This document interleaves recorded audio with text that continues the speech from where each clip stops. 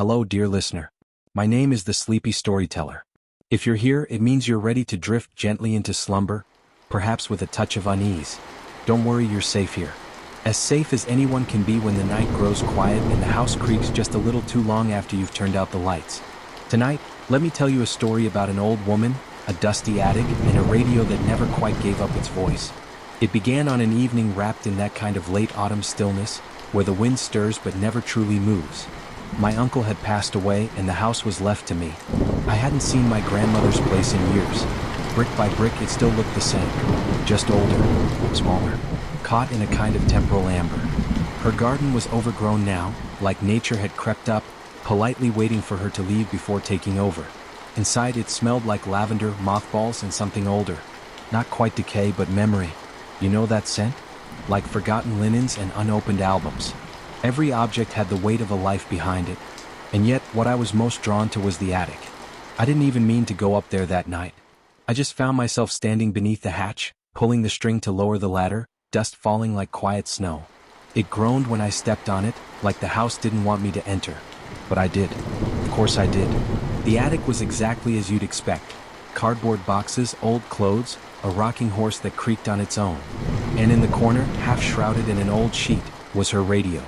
She used to sit beside it every evening, sipping weak tea, listening with a calm smile that never quite reached her eyes.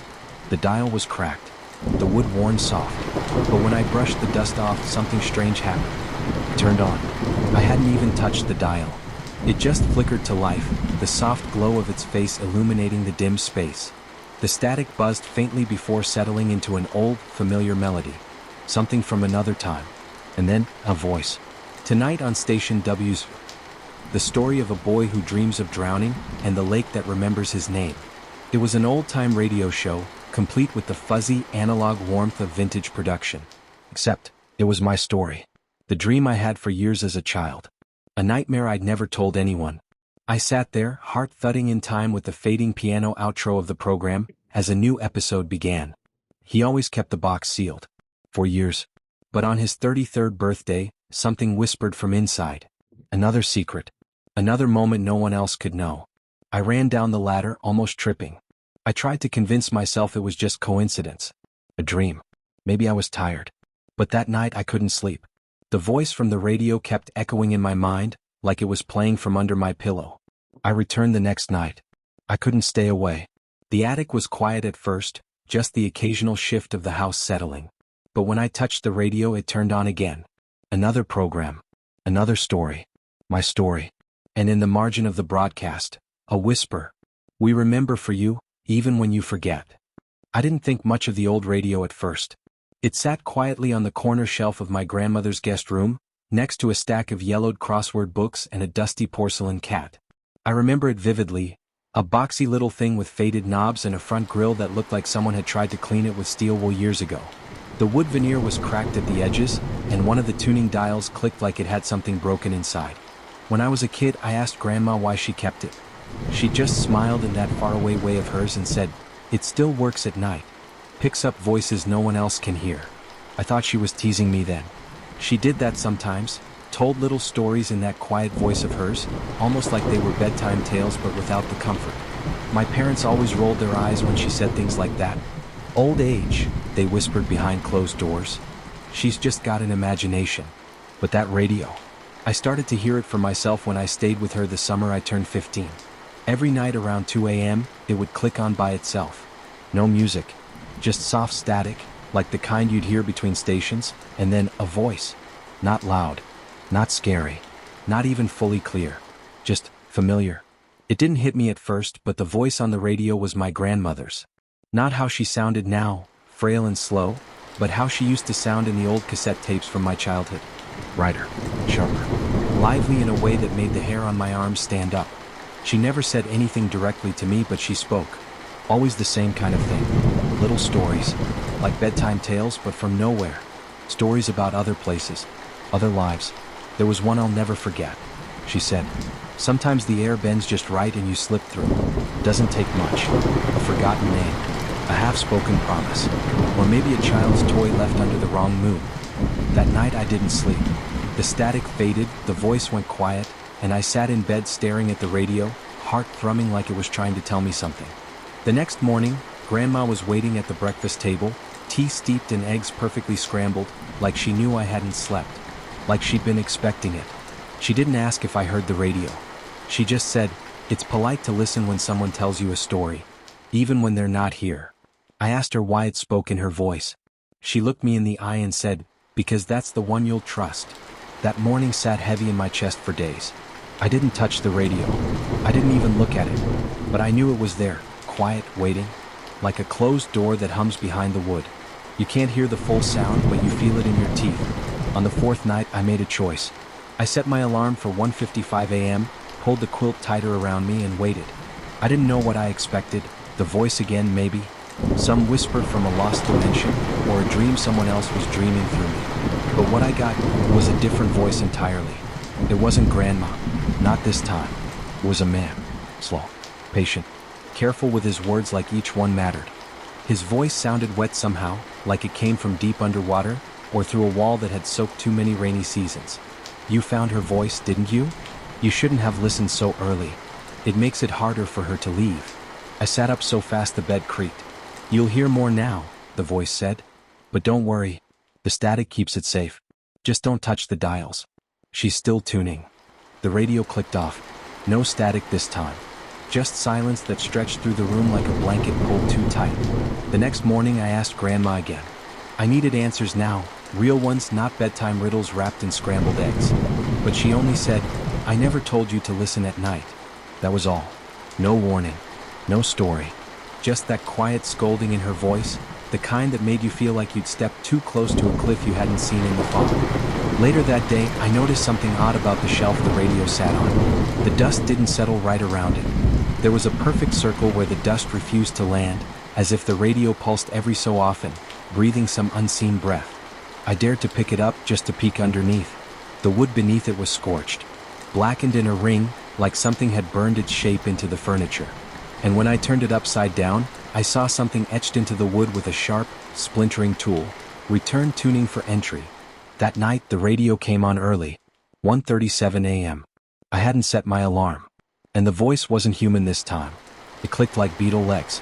It whispered in a language that shifted between syllables I recognized, bits of lullabies my grandmother used to hum, twisted and mirrored. I couldn't tell if it was singing or calling out. But one thing was clear. The voice wasn't in the radio. It was in the room. The next morning the air in the house felt different. Colder, but not like the windows were open. It was a deeper cold. A knowing one. The kind that settles in old wood and doesn't leave. Grandma was at the stove, humming that same tune again. The one that always made my stomach twist now. It was sweet and soft, but behind it, something tugged. Like the melody was never hers to begin with. I sat at the table and watched her. She moved like she always had, slow, deliberate, her thin shoulders draped in that worn yellow cardigan. But now I noticed things. How she never touched the radio. How the houseplants all leaned away from it. How every clock in the house ticked just a half second off from one another, except the one in the radio's corner. That one had stopped. "Grandma," I said softly, "what does it mean? Return tuning for entry? Who were those voices?"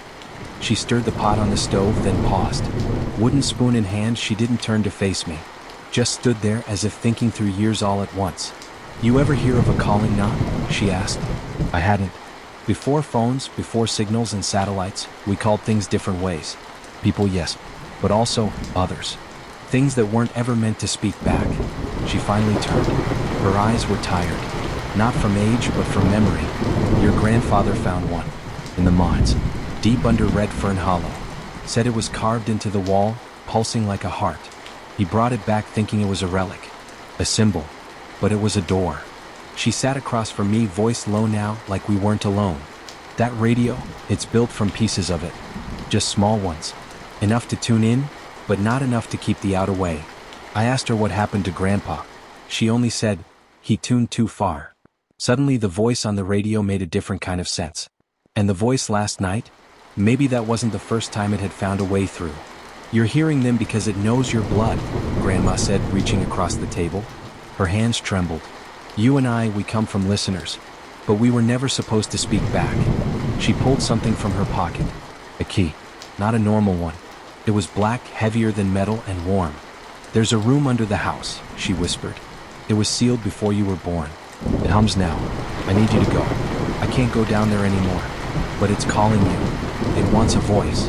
The key was heavier than it looked. It pulled at my hand like it remembered every door it had ever turned.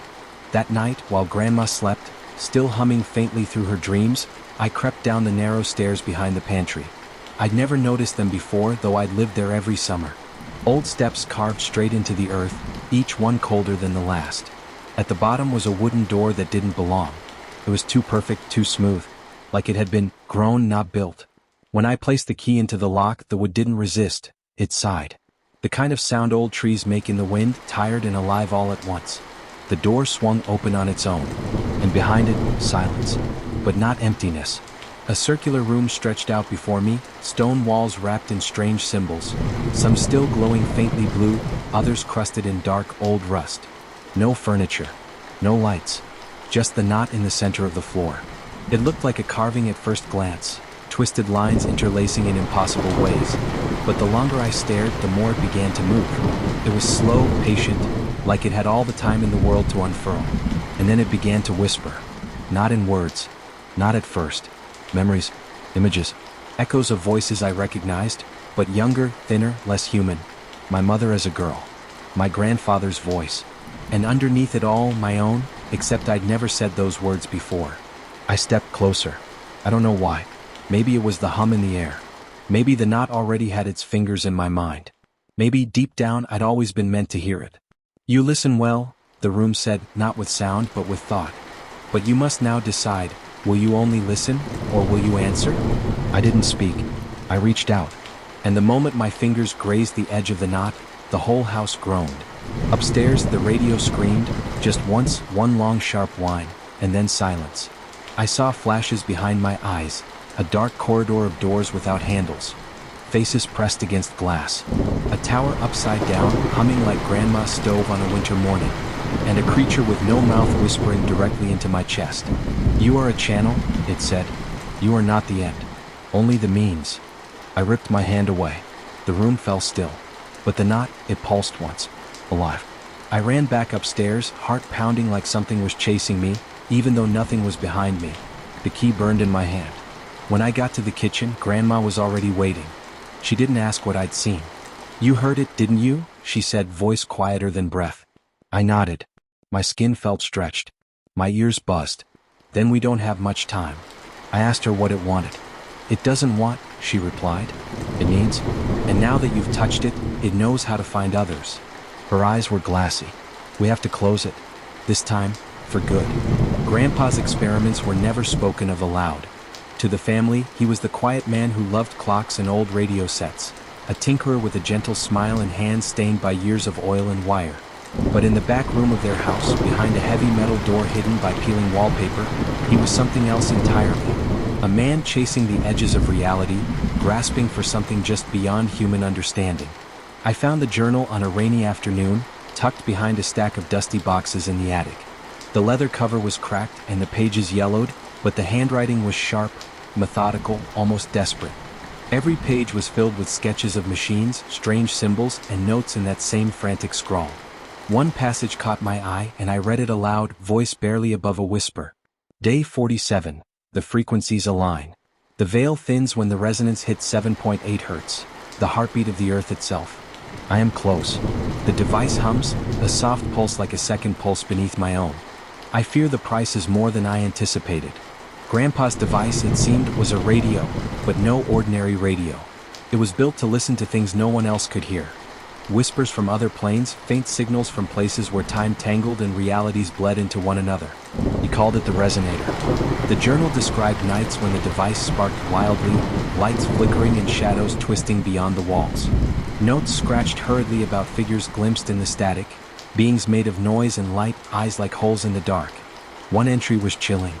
They speak of the knot, a place where all worlds are tied together, a nexus of existence. If I can open a door there, perhaps we can see beyond the fabric of our world. But the cost may be too high. The fabric phrase. I hear them now, calling. The last pages were stained with something dark and sticky, almost like blood. Grandpa's obsession wasn't just science. It was a gateway. And the knot beneath Grandma's house? It wasn't just a strange symbol carved in stone, it was the anchor point of whatever he'd begun to unravel. A place where the worlds bled through, where the quiet hum of his resonator had torn a hole. I felt it then, a cold shiver like the house itself was holding its breath. Because Grandpa hadn't just listened to the other side. He'd invited it in. What Grandpa discovered was far beyond anything he, or anyone, could have prepared for. It wasn't just a new world or a hidden dimension. It was a tangled, shifting nightmare, something raw and ancient that existed beneath the thin skin of our reality. He called it the veil fracture. The air in Grandpa's workshop seemed heavier after that discovery. The machines, the radio, even the cracked wooden floorboards beneath their feet felt like they were humming with a secret energy. He told Grandma once that the veil fracture wasn't just a place or a crack in reality, it was a living scar, pulsing with forgotten memories and half-formed dreams. It whispered to those who dared to listen, promising knowledge but demanding sacrifice. Grandma's eyes would glaze over whenever she spoke of it, like she was caught somewhere between here and some other impossible place. She said sometimes, late at night, she could hear the faint static of the radio shifting, the frequencies bending like voices just out of reach. She never trusted the radio after that, not fully. She said it was a gateway, but not the kind you could open or close easily. The veil fracture was always watching, always waiting. And then there was the shard, a fragment of something immense, cracked and glowing faintly blue, no bigger than a coin. Grandpa found it buried deep in the woods behind the house, just beyond the twisted old oak tree. The moment he held it, the air changed, sharp, electric, as if the world itself inhaled and held its breath. That shard was a piece of the veil fracture itself, a key and a curse all at once. Grandma warned, though, that the shard carried a hunger. Not for flesh or blood, but for memories. It pulled at your past, twisting moments until you weren't sure what was real anymore. Some nights, Grandma whispered, the shard would replay memories like broken music, repeating the same haunting melody until you wished you'd never heard it at all. I remember sitting with her by the fireplace, the radio crackling softly, shadows dancing on the walls. She would hold the shard wrapped in an old handkerchief, her fingers trembling just slightly. And every time the radio hummed, she'd lean closer and say, "We're caught in the veil fracture's breath. We don't choose the path chooses us." One evening, the stranger arrived, a man with eyes like polished obsidian, his voice smooth as river stones.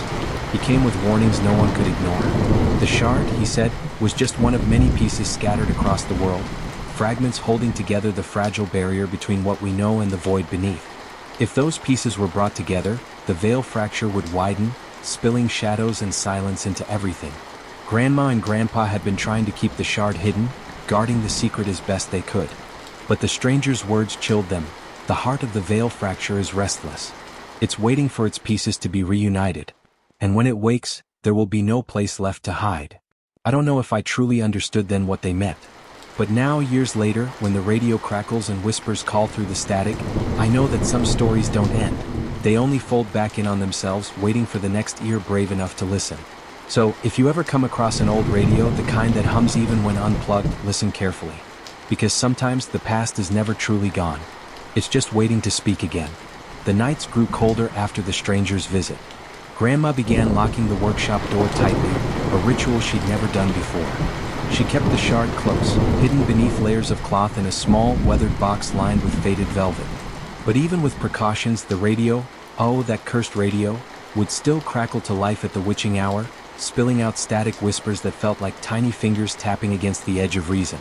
I remember sitting beside Grandma on one of those long, restless nights. The room was cloaked in shadows, only the flickering fire casting trembling shapes on the walls. She held the shard in her palm, its faint blue glow pulsating softly, like a heartbeat out of sync with time. "Do you hear it?" she asked, voice barely above a whisper. I nodded, though I wasn't sure what I was hearing. The static wasn't just noise anymore. It was a language of broken fragments, snatches of voices, distant laughter, tears, and sometimes an urgent pleading that chilled the spine. Grandma said the veil fracture fed on fear and curiosity alike. The more you tried to understand it, the deeper you got tangled in its threads, like quicksand made of shadows. One night, unable to resist, she tuned the radio dials with trembling fingers, trying to catch a clear signal through the chaos. Suddenly, the static parted, and a voice came through, a voice that was both nowhere and everywhere, speaking in riddles about worlds folded under worlds, about time slipping like water through unseen cracks. She shivered but didn't turn away. "They're calling," she murmured. The veil fracture's heart beats closer. It's hungry for the pieces. The shard began to pulse faster in her hand, warmth spreading like fire beneath her skin. I saw her eyes flicker, a moment where the veil between here and there thinned, and she almost saw the other side. In the days that followed, Grandma became a shadow herself, quiet, watchful, wary. She spoke in hushed tones about gathering the fragments before the veil fracture could claim them all, about sealing the breach with something stronger than fear. But some nights, when the wind sighed through the cracks in the walls and the radio hissed with static secrets, I wondered if it was already too late. Because sometimes the veil isn't just a boundary. It's a promise that what lies beneath can reach up and pull us down. The nights grew heavier with a silence that wasn't empty, but waiting, thick with the kind of tension you feel just before a storm breaks. Grandma moved differently now, slower, as if each step weighed on her soul. The radio sat on the wooden table, an old relic tethered to our world by fragile wires, but it hummed like a living thing, alive with whispers no one else could hear. One evening, I found her by the window, staring out into the darkness. The shard glowed faintly in her hand, its light pulsing softly as if breathing. "It's calling again," she said, voice strained. "The veil fracture. It's closer than before." I wanted to ask what she meant, but the words stuck in my throat. The air was thick with something unspoken, a warning she couldn't voice. Suddenly, the radio crackled violently, static roaring like a distant storm. Then, clear as a bell, a voice slipped through, the voice of a child, soft and trembling. "Help us." Grandma's eyes filled with tears. "They're trapped, caught between here and whatever lies beyond. The shard is their key, but it's not enough." She explained that the veil fracture was more than a rift. It was a living fracture in reality itself, feeding, growing, twisting everything it touched. The shard was a fragment of what once held it together, a piece torn free long ago. "We have to find the others," she whispered. "Pieces scattered, waiting to be reunited. Only then can the veil fracture be sealed." Days passed as we pored over dusty journals, faded maps, and her grandfather's old notes. Each clue led us deeper into shadows, into forgotten places where reality thinned and nightmares whispered. I realized then that Grandma wasn't just fighting for us. She was fighting for the worlds tangled beneath our own, for the lost voices that called out from the radio static, for the fragile line between what is and what could be lost forever. And as the radio hummed its eerie song through the night, I knew the journey was only beginning. The veil between worlds was unraveling, and whatever waited beyond was watching, waiting, patient. Sometimes the most ancient darkness hides in the simplest things, like the crackle of a radio, the glow of a shard, or the quiet eyes of someone who's seen too much. The nights grew colder, sharper, as if the air itself was slicing through the silence that wrapped around the house. Grandma sat in her worn armchair, the shard resting in her palm, its faint glow pulsing in rhythm with her tired heartbeat. The radio's soft static was her constant companion, an eerie lullaby for a world unraveling at the seams. One night, as the clock struck midnight, the radio shifted from static to whispers, soft voices tangled in a strange melody, like a distant choir calling from the depths of a forgotten place. I leaned in closer, trying to catch the words, but they slipped through the haze, just out of reach. Grandma's fingers tightened around the shard. "They're close," she said, voice barely more than a breath. "Closer than ever." Her eyes held a weight, a burden carried through decades, memories of things no one else could see, of shadows lurking just beyond the edges of reality. The shard, she explained, wasn't just a key or a weapon. It was a beacon, a fragile link between here and the fractured world beyond the veil. The veil fracture wasn't just a tear, it was a wound in existence itself. It twisted time, warped space, and pulled at the edges of reason. Creatures and echoes from the broken places slipped through, slipping into our world in moments of weakness, when the night was too dark, the silence too deep. Grandma's grandfather had discovered it long ago, but the knowledge had come at a terrible cost. The shard was all that remained of the barrier they tried to hold, a fragment of something ancient and terrible. And now, with each passing night, the fracture grew wider, the voices louder. "We need to find the others," she said. "Pieces scattered across the world, fragments of that first shard. Only when they're reunited can we hope to mend the fracture before it consumes everything." Her words settled over me like a cold fog, heavy with urgency and fear. The quest ahead was vast, uncertain, and dangerous, but I knew there was no turning back. Somewhere, beyond the static and the shadows, the lost pieces waited, and so did whatever was trying to break through. The radio crackled again, louder this time, and for a moment, I thought I heard a name whispered through the noise, a promise or perhaps a warning. And as the night deepened, the line between worlds thinned even more, a fragile veil trembling on the edge of collapse. Grandma stood slowly, her hand brushing the armrest of her chair as though steadying herself not just from age, but from the weight of memory. The shard dimmed slightly in her grasp, as if it too sensed what was coming. "The others," she said again, staring into the glow. "One is buried beneath the riverbed in Oak Hollow. Another lies hidden inside a song that hasn't been heard in 50 years. And the last is in someone's heart. Still beating." I didn't understand. Not yet. But I knew enough to realize we were no longer safe. The radio was no longer simply a vessel for noise, it had become a gate, a frequency dialed into something far older and far more dangerous than either of us had anticipated. That night, Grandma took out a tin box from beneath the floorboards, rusted but sealed tightly. Inside were photographs, faded maps with symbols scrawled in the margins, cassette tapes, labeled in her sharp handwriting, and a journal. At the bottom, wrapped in linen and brittle paper, was a compass unlike any I'd ever seen. The needle spun in slow, deliberate circles, never pointing north. "It doesn't lead to places," she murmured. "It leads to wounds." She placed the compass in my hands. It buzzed faintly against my skin, responding to something inside me I couldn't name. My heart felt heavy, as if it had been waiting for this moment all along. I slept lightly that night, the shard pulsing on the nightstand, the radio murmuring in its sleep. I dreamed of fields of static and towers made of bone. Of a sky split down the middle, leaking silver light into a sea of shadows. Grandma was already dressed at dawn. The air was thick with silence, a kind of hush that warned the day itself to tread carefully. "We go to Oak Hollow first," she said. "The river doesn't run like it used to. It's grown hungry." I didn't ask what she meant. I packed what we needed: maps, food, the journal, the tapes. And together we stepped out into a world that no longer belonged to just us. The roads twisted, subtly wrong, like they were remembering different versions of themselves. Signs led nowhere. The sky seemed to flicker when we weren't looking. And through it all, the compass spun, then paused, then spun again, as though trying to decide which wound to take us to first. Oak Hollow was quieter than I remembered. The town had emptied out over the years, but this silence felt curated, deliberate, like something had scrubbed the noise away. The riverbed was dry, its stones gleaming in the morning light. But beneath the surface, Grandma swore the shard fragment lay hidden, tucked in the heart of a thing long buried and best left untouched. We climbed down together, the compass suddenly pulling to the west edge where a half-collapsed tunnel yawned wide beneath the soil. It reeked of old metal and decay. "It was a mine," she whispered, "long before the town was built. And before that, well, people used to say something lived down here." We entered with lanterns and rope, the radio clipped to my belt, faint static hissing into the dark like a whispering ghost. Something moved beyond the beam of light. Slow. Watching. Deeper, and we found it. Not the shard, not yet, but a sigil carved into the stone, humming with residual power. Beneath it, bones arranged in a spiral. And at the center, a metal box, rusted shut, humming faintly in response to Grandma's shard. She placed her piece atop the box, and for a heartbeat, the static vanished. A voice broke through. Not from the radio. From the stone. "You have one," it said. "But the fracture yawns wide. And the pieces, they remember being whole."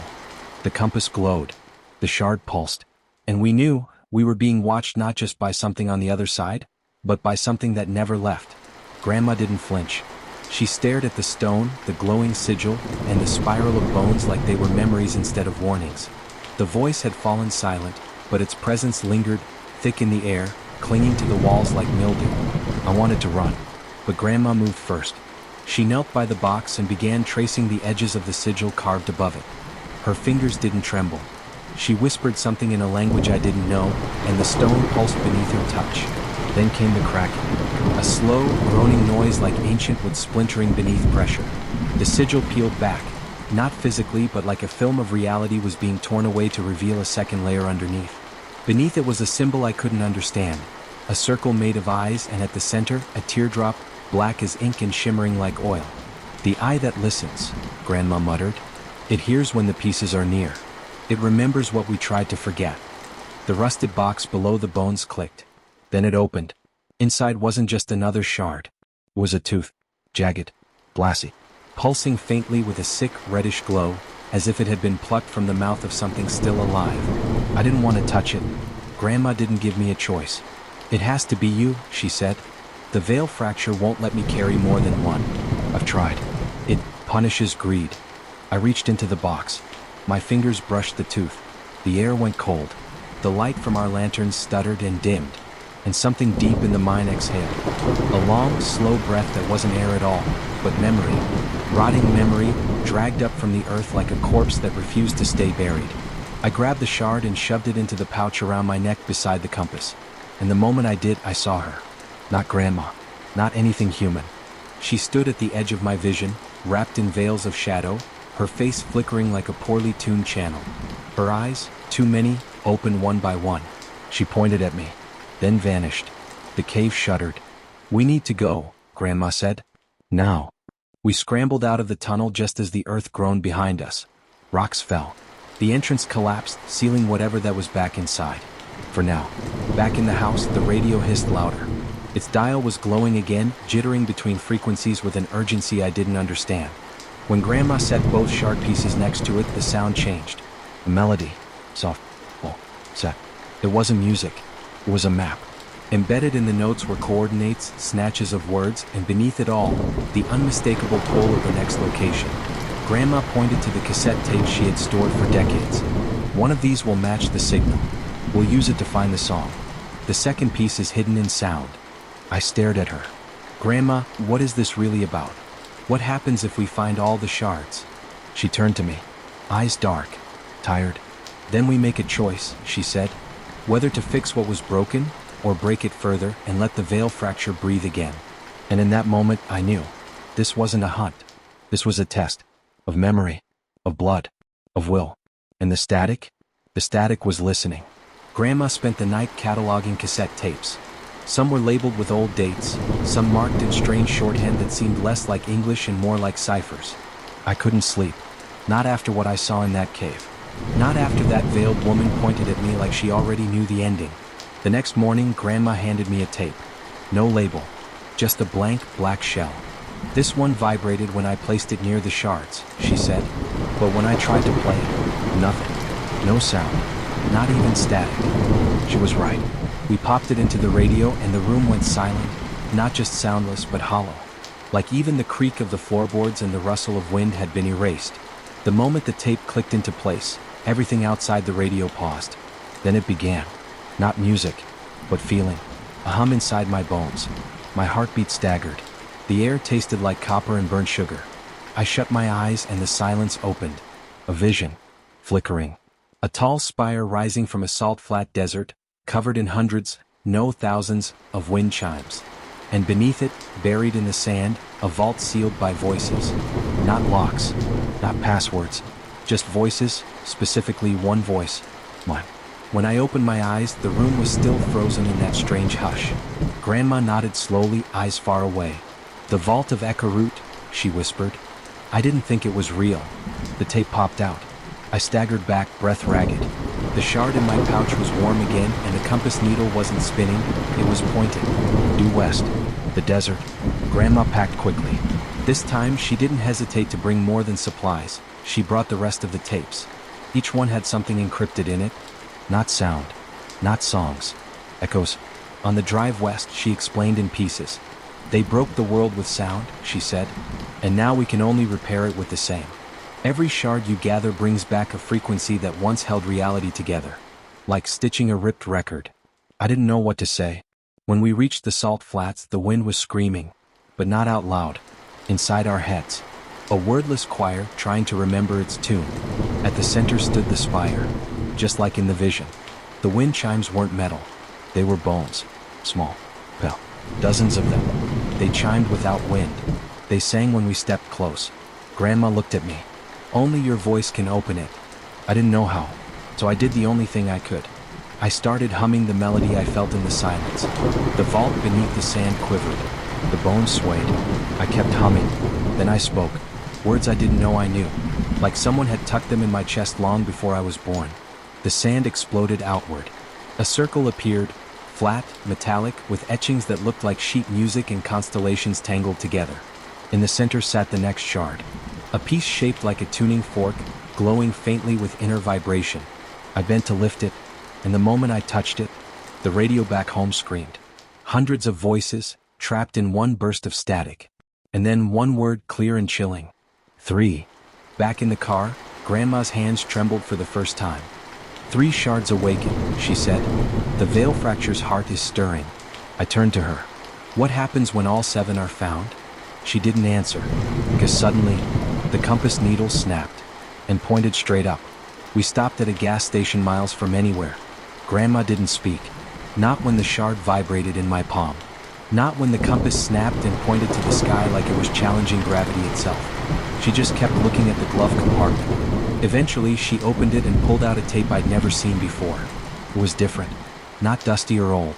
Not blank. This one was wrapped in twine, and a symbol was scorched into its plastic face. A circle of teeth surrounding a single eye. She didn't explain. She just handed me the radio. The moment I slid the tape in and pressed play, time distorted. Like memory warped around the noise. Except there was no noise. Only silence. Then something whispered, not in the radio, but behind it. A breath that tickled the inside of my skull. It spoke with my voice. This is not the first time you've heard me. I turned to Grandma. Her face had gone pale, her lips slightly parted. You hear it too?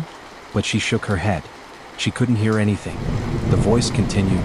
I was hidden in the silence. The lullaby buried in white noise. You let me in once, and I stayed. And then static. A glitch in the world. Not from the radio. From everything. The trees outside the gas station shuddered like paper caught in wind. The neon open sign flickered in backwards letters. And from the mirror behind the counter, my reflection didn't blink when I did. I looked down. The shard in my pocket pulsed to the rhythm of a heartbeat not mine. The voice again. You are not finding the shards. The shards are remembering you. And I am what you forgot. I am the echo before the song. I am the name you swallowed in the cradle. I am what sings back from the dark. The tape snapped in the player. And something moved behind the window glass. Fast. Wrong. Like a shadow that didn't belong to anything real. I turned to Grandma. She was already holding the next tape. I didn't give you that last one, she whispered. It wasn't in the glove box before. Her hands were shaking again. We need to find the 4th shard before it does. I swallowed hard. Before what does? But she just stared at the broken tape. At the circle of teeth. At the single eye. It has a name, she whispered. But we don't say it out loud. The compass spun again. This time it pointed neither north nor up. The pulse. Once for each beat of the voice. It was following me now. Grandma wouldn't look at it. The mirror behind the gas station counter, cracked down the middle like a scar, held a reflection that didn't belong. At first glance it was me. Same hair. Same jacket. But the eyes, they were wrong. Too still. Too dark. And they didn't blink when I did. I stepped closer. The lights above flickered in sync with my breath. But in the mirror they didn't. In the mirror the world behind me looked a little older. Faded. As if the gas station had been abandoned for years. And the me inside it? He smiled. That smile wasn't mine. Then he raised his hand. I didn't. That's when I knew. Something was watching from the other side. Something that had been wearing my shape like a coat. I waited, it said, for the voice to open you again. And now you've heard the song in silence. The lights went out. But in the mirror, the light stayed on. And now he was moving. Not mimicking. Not reflecting. Stepping closer. Grandma pulled me back by the collar. She slapped something cold into my palm, the 5th shard. This is its mirror key, she said breathlessly. Whatever you do, don't let it speak your full name. What is it? I asked. She didn't answer. But the voice in the mirror did. I'm the self you left behind. The part you buried when you forgot the veil fracture. You had to forget. But I didn't. I stared into the glass, and it stared back. Don't you remember, it said, what you did to me? Behind me the radio popped once, loud enough to make the windows shudder. The mirror cracked further, spider webbing across the surface as if whatever was behind it wanted out. But it wasn't breaking through. It was pulling us in. Grandma didn't wait for my answer. Her hand found mine in the dark, and together we ran. Past the humming fridge filled with dead light. Past aisles that seemed longer now. As if the gas station had grown while we weren't looking. The front door opened too easily. Outside the sky had changed. What should have been a quiet desert night was now smudged violet. The stars smeared like fingerprints on wet glass. And in the reflection of every window, every car, every broken bottle, he was still watching. The copy, the thing in the mirror. He wasn't chasing. Not yet. just watching, patient, like a fisherman who knew the hook was already in the mouth. Grandma's old truck wheezed to life after the second turn of the key. The radio flared to life again. No music this time. Just a whisper so soft I thought I imagined it. The fifth shard sings loudest when you're afraid. We drove in silence. Grandma gripped the wheel like it might fly away. I held the shard in both hands. It was cold, then warm, then pulsing. Like it had a heartbeat. Where are we going? I asked. She didn't look at me. Didn't blink. The voice found you. That means the veil fracture's waking again. And the fifth shard? It's a key, she said. But not the kind you're thinking of. It doesn't open doors. What then? She hesitated. Her knuckles whitened on the wheel. It opens you. I turned to the window, trying not to see the reflection staring back at me in the glass. Only it wasn't my reflection anymore. It was him, smiling, mouthing the syllables of my name, slowly, like a curse. And behind him, the gas station mirror still pulsed with a sick red light. The veil fracture hadn't forgotten me. And now, I was starting to remember it. Grandma didn't say another word for miles. The road stretched on like a scar, winding through empty hills that hadn't seen sunlight in years. Or maybe they just forgot how to remember it. Even the stars seemed to keep their distance now, hanging back like curious eyes behind a curtain. And then, without warning, she turned off the highway. No sign, no landmark. Just a narrow path of cracked earth and whispering trees that hadn't been there a second ago.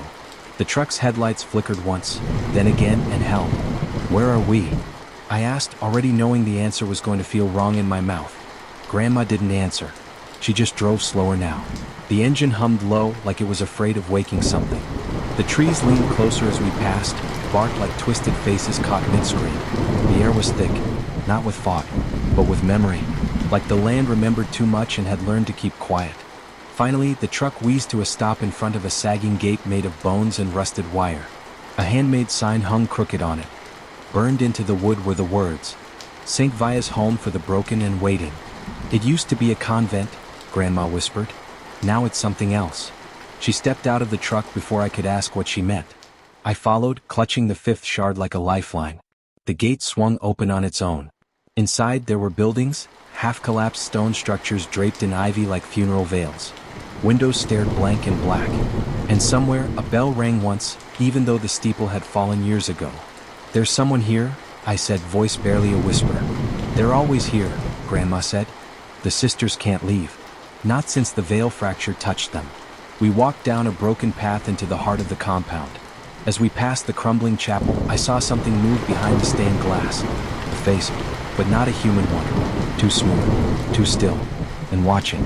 Grandma led me to a door tucked beneath the old rectory stairs. She knocked once, twice, then pressed her palm against the wood. It opened. The room inside was small, round, and impossibly quiet.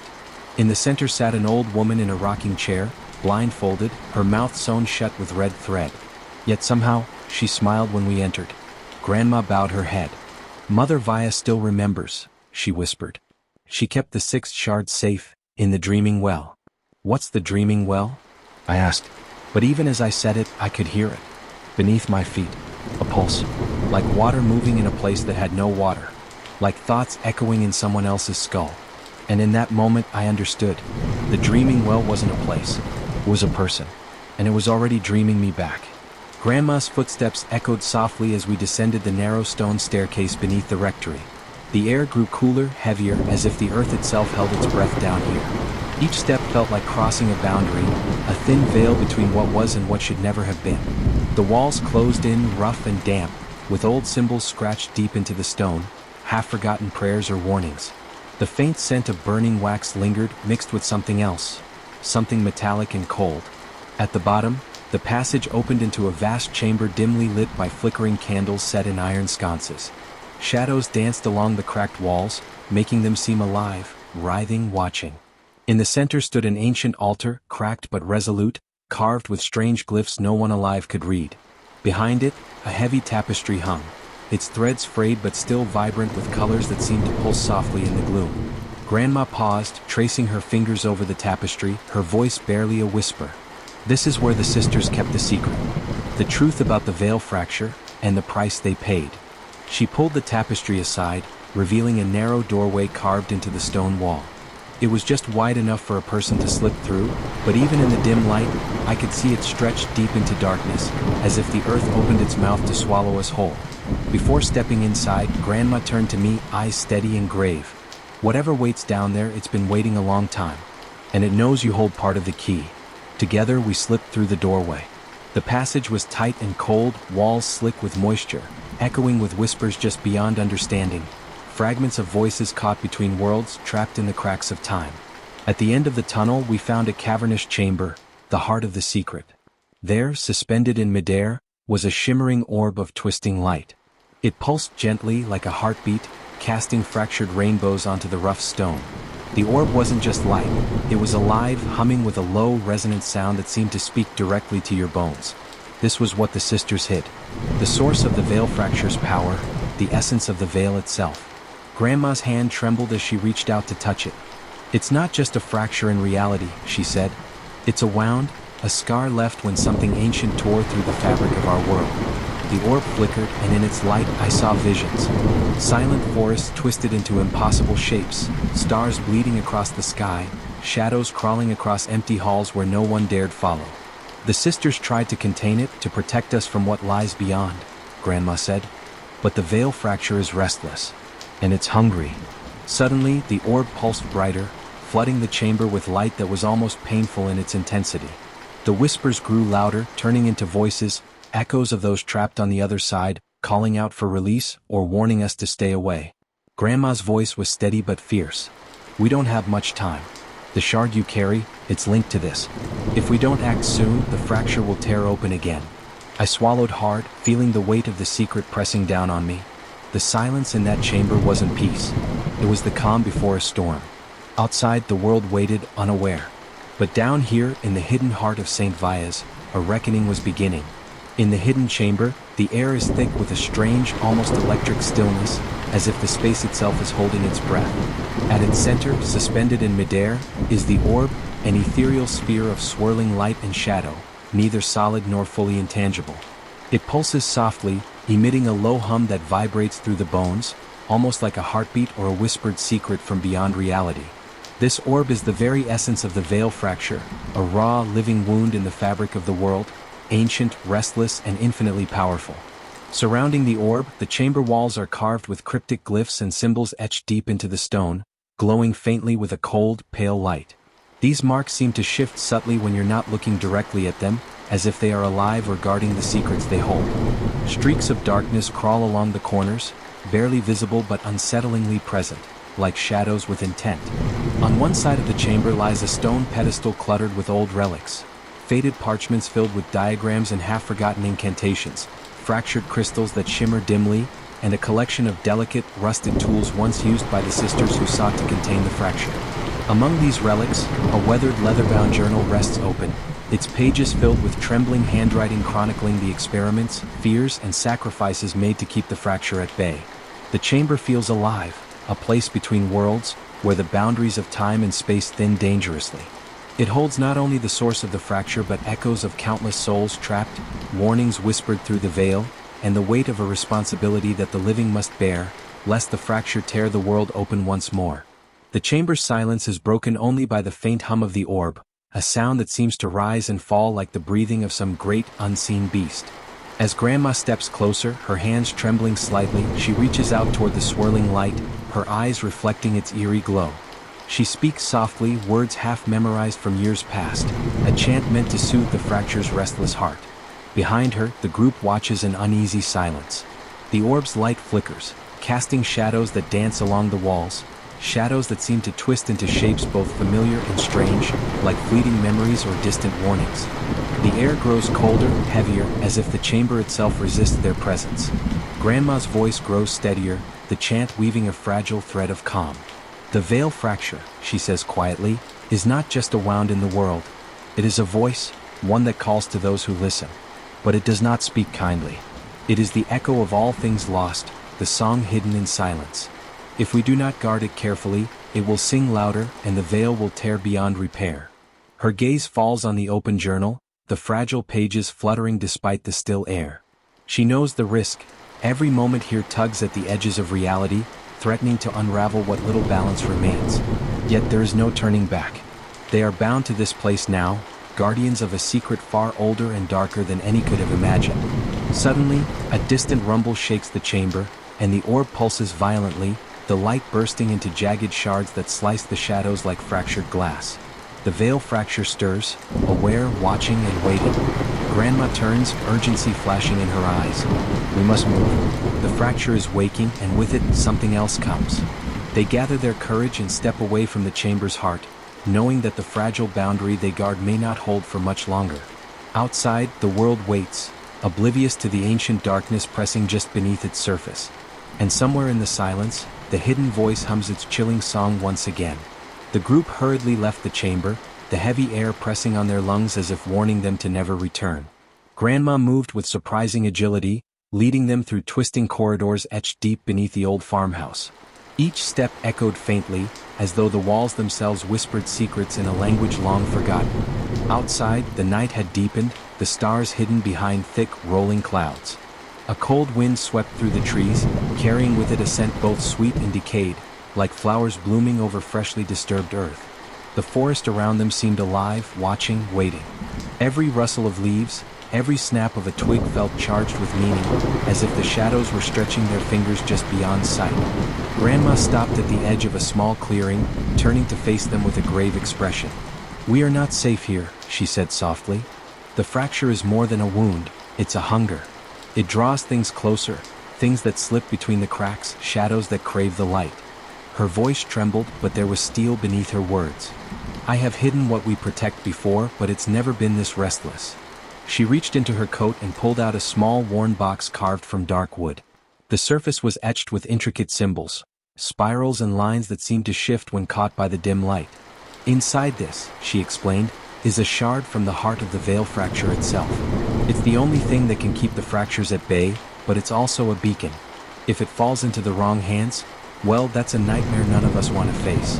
The group exchanged nervous glances, the weight of the secret settling heavily between them. One of them, a young man with eyes full of questions, finally broke the silence. "Why didn't you tell us sooner? Why wait until it was almost too late?" Grandma sighed, her gaze distant. "Because some truths are too dangerous to carry alone. And because hope, fragile as it may be, must be guarded carefully. Now though, the time has come. We must protect the shard or everything we know will unravel." A sudden crackling sound from the underbrush made them all freeze. Eyes darted to the darkness, where glowing red eyes blinked back at them. The hunger was stirring, and whatever lurked beyond the veil was beginning to hunt. Grandma gripped the box tightly. "We move now. And we never look back." The tension in the air thickened as they plunged deeper into the forest, shadows twisting unnaturally around them.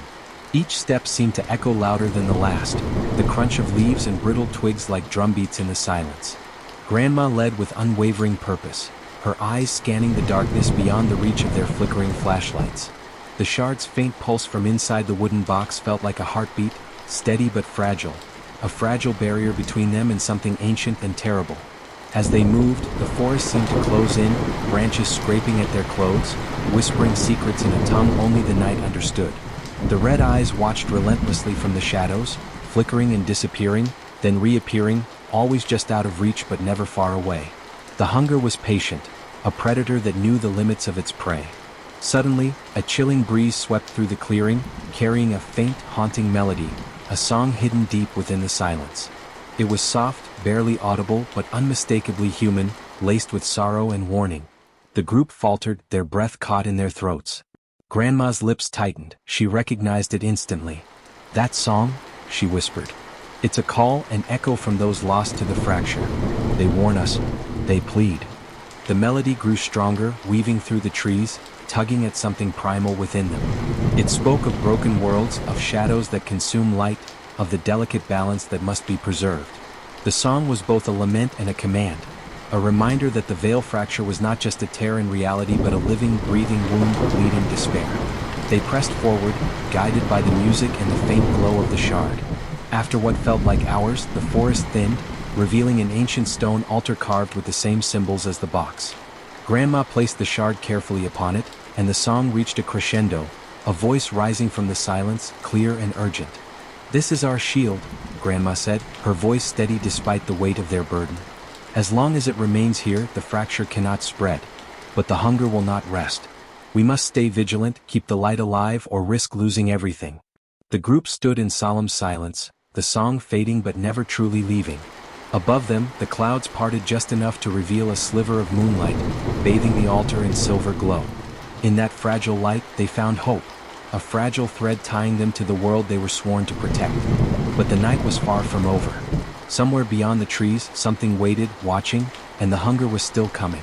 The forest around them seemed to breathe, the shadows deepening with each passing moment. Grandma's eyes, sharp and resolute despite the years that weighed on her, never left the altar. The shard hummed softly, a faint pulse syncing with their own heartbeats, a fragile promise of safety, but also a warning. "We can't stay here long," she said quietly, turning to the group. "The veil fracture is restless. The hunger is drawn to the shard's light, but it's also the source of our hope. If it fades, everything will unravel." Her voice carried the weight of countless nights spent wrestling with secrets too heavy for most to bear. The forest was silent except for the soft rustling of leaves and the distant, mournful song fading into the wind. Each step forward felt like a choice, to fight or to succumb. Suddenly, a snap echoed nearby, sharp and deliberate. Heads snapped toward the sound. The hunger was close. Too close. "Move," Grandma urged, gripping the wooden box tight. "Follow me and stay quiet." They plunged into the trees, shadows chasing them like phantom hands. The hunger's presence was oppressive, a cold, gnawing void that sucked warmth and hope from the air. But Grandma moved with purpose, weaving through the labyrinth of branches toward a hidden path she alone seemed to know. As they ran, the faint glow from the shard cast eerie patterns on the trunks, revealing ancient carvings, warnings etched by those who came before, who fought to keep the fracture sealed. The carvings spoke of sacrifice and vigilance, and of a price paid in silence. Finally, they reached a small clearing where the air felt different, heavier but safer. An old stone doorway, almost swallowed by vines and moss, stood against a hill's slope.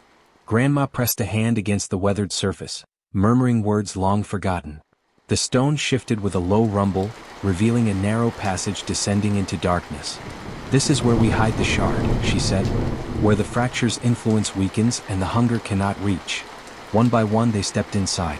The air grew cooler, filled with the scent of earth and old secrets. Torches flickered to life along the walls, casting dancing shadows that seemed alive. At the passage's end, a chamber opened up, vast and silent. In its center, a pedestal awaited. Grandma placed the wooden box carefully down, and the shard's glow brightened, bathing the chamber in soft, calming light. "This chamber holds the balance," Grandma whispered. "The fracture's power weakens here, but it must be protected. We are the guardians now."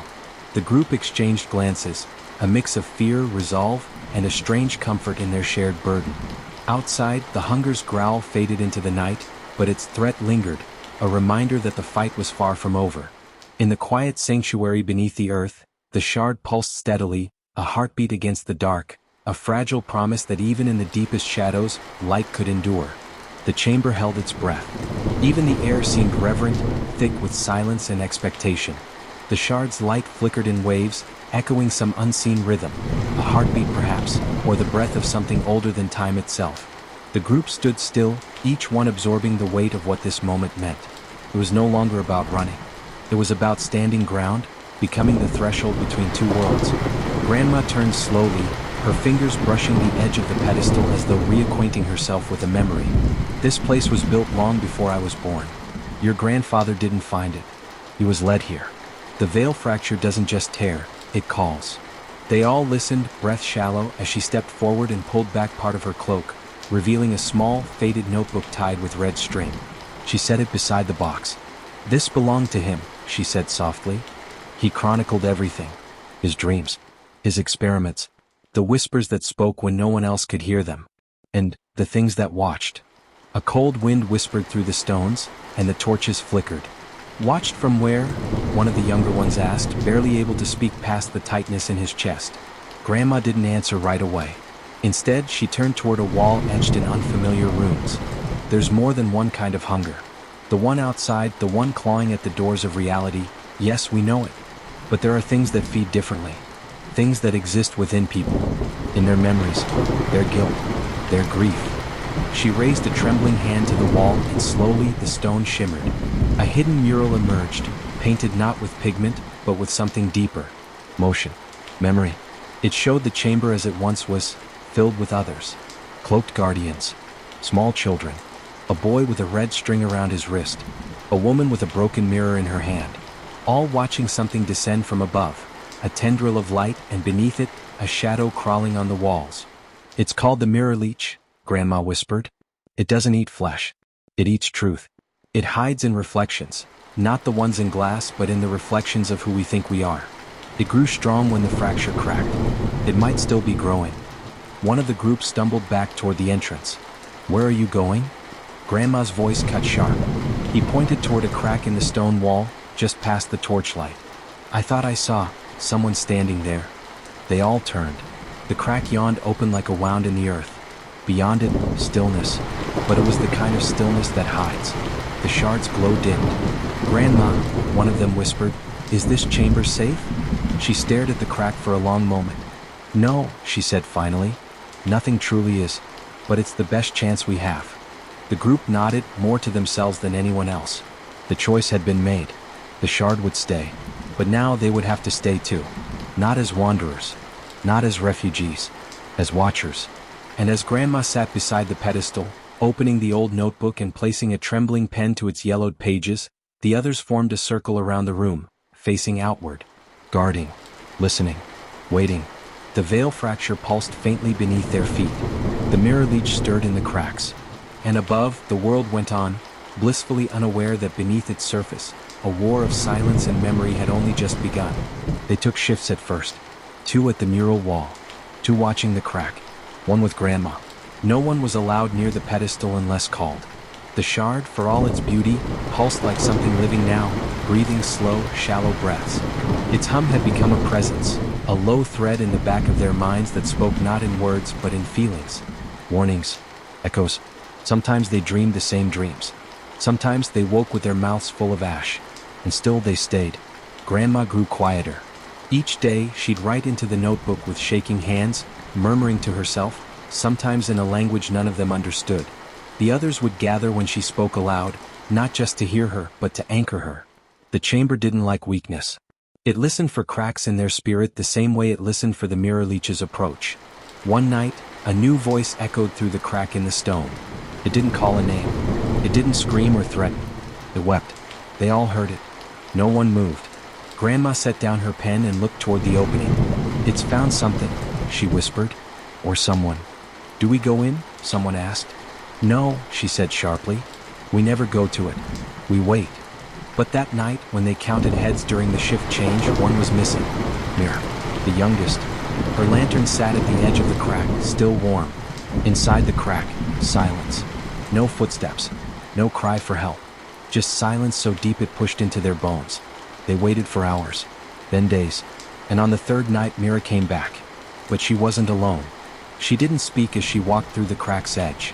Her eyes were wide, glassy. In her hand, she held a sliver of mirror.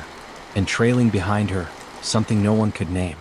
A shape wrapped in folds of shadow and twitching strands of memory, its face a blur of everyone they had ever lost. "Don't look at it," Grandma hissed.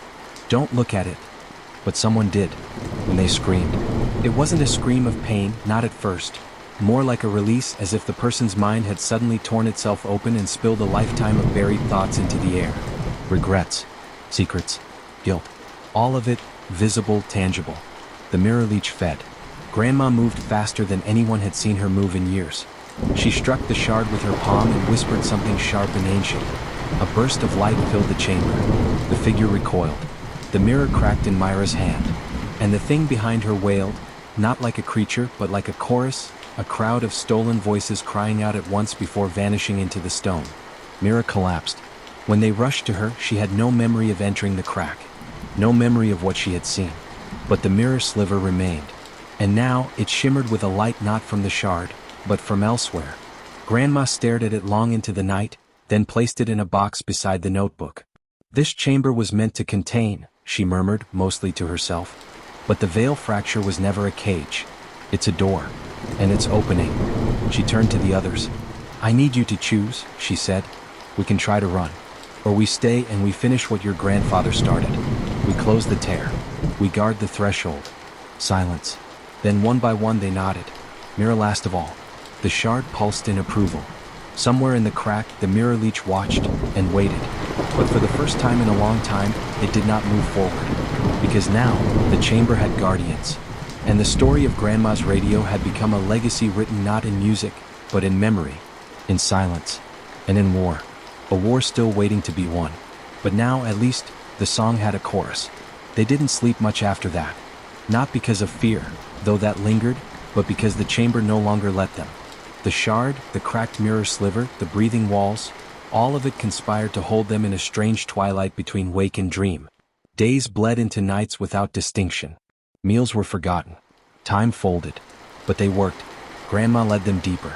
Past the mural wall, there was another passage, once bricked over and forgotten. She broke it open with tools no one had ever seen her use before. Silver-pronged instruments with symbols that glowed faintly in the torchlight. Eli found her weeping as she chipped away at the final layer. When he asked her what was wrong, she didn't look at him. "I never wanted them to find this," she said. "Not even you." The passage was narrow. The air inside was old in a way that made their lungs ache, as if it remembered things they were not meant to know. At its end was a second chamber, this one even older. Covered in symbols made not of paint or etchings, but light. Moving light. The walls pulsed like a heart. And at the center, floating, untouched, was another shard. But not glass. Not crystal. It looked liquid.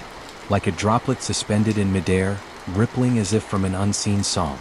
Grandma knelt before it. "The song hidden in silence," she whispered. "The first echo of the veil fracture." They waited, breath held, until the droplet responded. A single note played. Soft, light, barely audible. But when it did, every wall in the chamber sang back. Not words. Not melody. Memory. Each of them saw something different. Eli saw a younger version of himself, arms buried in books, trying to save someone he could no longer name. Lena saw a fire, and herself running from it, carrying something wrapped in a jacket, something humming. Mira saw a mirror, and in it, her reflection smiling, but with someone else's eyes. Grandma? She saw Grandpa. He stood at the edge of the chamber, not as he died, but as she remembered him, brilliant, burning, alive. He looked at her and shook his head. "You're too late," the vision said. "It's already begun." The droplet shivered, then split. One half vanished into the air. The other fell, and Grandma caught it in her palm. No burn. No wait. Just music. A voice whispered from the walls. A voice older than her. Then time. The hidden voice returns. But not alone. The shard in the outer chamber, once silent, screamed. They ran. Back through the tunnels. Past the cracked mirror. Back to the chamber they thought they had tamed. But it was awake now. The shard pulsed not blue but black. The mural was weeping. And in the middle of the chamber stood a figure. Not a person. Not a creature. A shape. A silhouette. Drawn in radio static, flickering, humming with the sound of every lost broadcast that had ever traveled the air. Songs, cries, final words. The hidden voice. It turned toward Grandma. "You brought the key," it said, its voice a chorus of stolen frequencies. "Now, bring the door." Eli stepped forward. "What are you?" It turned its empty face to him. "I am the message no one answered." And then it raised one hand, and the walls bent inward. Reality trembled. And Grandma whispered, "Run." But no one moved. Because what had just opened behind the static thing wasn't a door. It was a tear. And behind it, impossibly, was the world before sound. Before time. Before them. The veil fracture had opened wide. And something inside was listening. To be continued. The chamber pulsed with a quiet hum, like a living lung beneath the earth, drawing in breathless silence and exhaling stillness so thick it felt like time was holding itself. The light from the radio flickered faintly, casting slow-moving shadows across stone walls carved with symbols that predated language itself. Grandma held the radio close, the same radio that had been whispering strange, coded lullabies into the void since they'd left the gas station. The static wasn't noise anymore. It was language, decoded only when the silence was deep enough, when fear softened into stillness.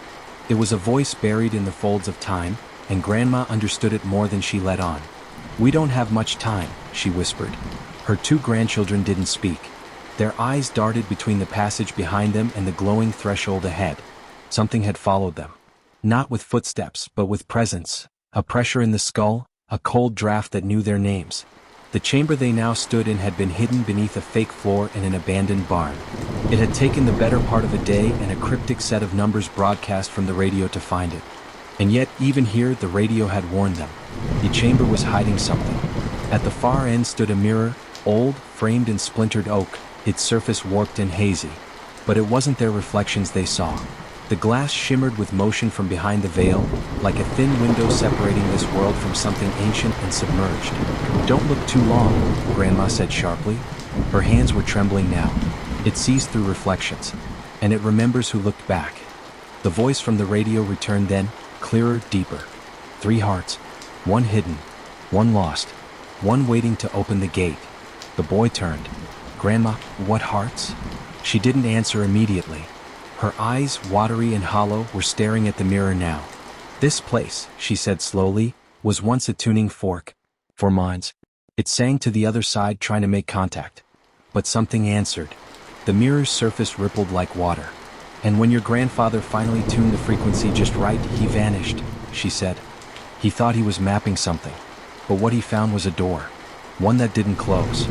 Behind them, the walls groaned softly, like old wood settling, but deeper. From within the stone. "The shard is here," Grandma said, almost in awe. "The source of the broadcast. The broken piece of the veil. If we can find it, if we can silence it, maybe we can close what he opened." The boy stepped forward. "How?" Grandma didn't smile, but there was a strange sadness in her voice. "That's the part one never figured out. Until now." The mirror pulsed again. Only now, it wasn't showing movement behind the veil. It was showing them. A delayed echo of the room. But then it changed. In the mirror they were gone. The chamber was empty. No grandma. No children. Just the faint outline of a shape, seated where the radio now sat, humming a lullaby no one alive should know. Grandma moved quickly.